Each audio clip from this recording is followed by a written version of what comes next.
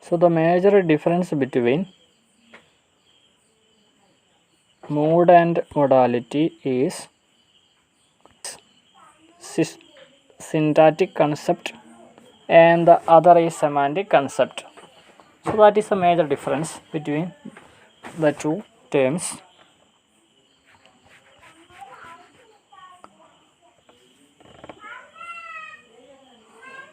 There are three types of modes in English language. There are three types. The first one is the indicative mode, the imperative mode, and the subjunctive mode. So these are the three types of modes in English. So what is an indicative mode? An indicative mode states a fact or asks a question. So indicative mode means it states a fact.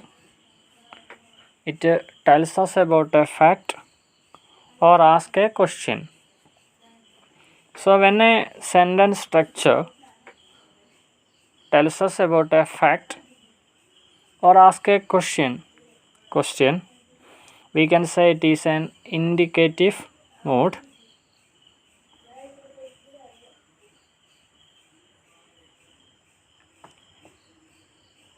So the second type of mode is the imperative mode, and the imperative mode expresses an order. So it is like an imperative sentence.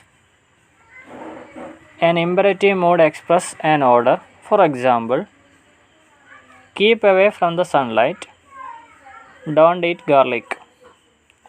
So the second type of mode is imperative mode, which shows or which expresses an order.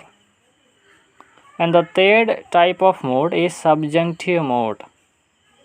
The subjunctive mode, which shows a wish, a suggestion, or possible condition. So a subjunctive mode means, or it shows a wish, a suggestion, or possible condition. For example, if I were alive, I would demand that I be at the party. If I were alive, I demand that I be at the party. So there are three types of modes in English. The first one is indicative mode, which shows or which states a fact or asks a question.